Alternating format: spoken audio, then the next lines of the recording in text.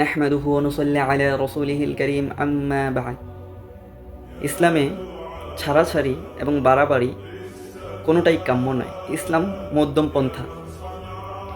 মুসলিমরা সবসময় মাজলুমদের পক্ষ অবলম্বন করবে, তবে আমরা যেন বাড়াবাড়ি না করি।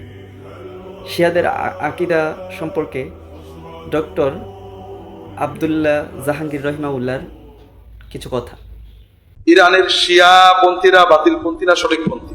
শিয়াদের কথা বলেছি, শিয়াদের ভিতরে সবচেয়ে যারা ভালো, তাদের সবচেয়ে ভালো আকীদার একটা হলো যে লা ইলাহা ইল্লাল্লাহ মুহাম্মাদুর রাসূলুল্লাহ বললে কেউ মুসলমান হয় না। দ্বিতীয় আরেকটা কথা বলতে হয়, আলী ওয়ালিউল্লাহ।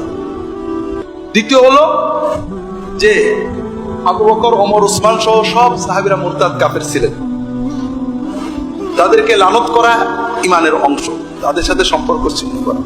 তৃতীয় হলো সাহাবীরা যেহেতু সব কাফের ছিলেন, কাজে সব হাদিস বাতিল, শুধু তাদের ইমামদের থেকে বর্ণিত হলো ছাড়া। চতুর্থ হলো এটা অধিকাংশ যে এই কোরআন বাতিল, আসল কোরআন নাউজুবিল্লাহ ওসমান কুড়িয়ে ফেলেছে। এখন এরপরে এই ধরনের বিশ্বাস যার আছে তার কি বলবেন, এটা আপনাদের ব্যাপার। এই হচ্ছে শিয়াদের অবস্থান।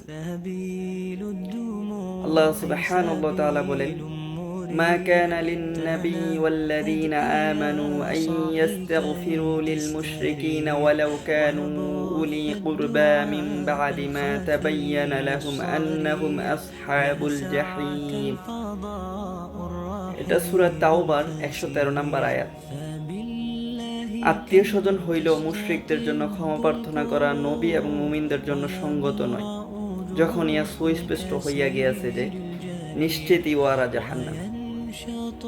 সুতরাং আমরা ইরানের পক্ষে থাকবো এই জন্য যে ইরানে অনেক মুসলমান আছে। তাছাড়া আমাদের মুসলিমদের প্রধান শত্রু হচ্ছে ইহুদিরা। তো সেক্ষেত্রে আমরা ইরানের পক্ষ অবলম্বন করব। তবে এটা করতে গিয়ে আমরা ইরানের পক্ষ অবলম্বন করতে গিয়ে যেন আমরা বাড়াবাড়ি না করি, যেমনটা করছি। আমরা দেখতে পাচ্ছি যে আয়াতুল্লাহ খোমেনির মৃত্যুতে অনেকে বলতেছে যে শহীদ হয়েছে, শাহাদাত বরণ করেছে এবং মাগফিরাতের দোয়া করতেছে এবং গায়েবানা জানাজা আদায় করতেছে। এই সবগুলো কাজই বাড়াবাড়ি, এগুলা উচিত নয়। আমরা ইরানের জন্য এই দোয়া করতে পারি যে আল্লাহ সুবহানাহু ওয়া তাআলা যেন ইরানকে এই যুদ্ধে বিজয় দান করে, ইরান যেন এই যুদ্ধে বিজয়ী হয়, যেহেতু ইহুদিরা আমাদের প্রধান শত্রু।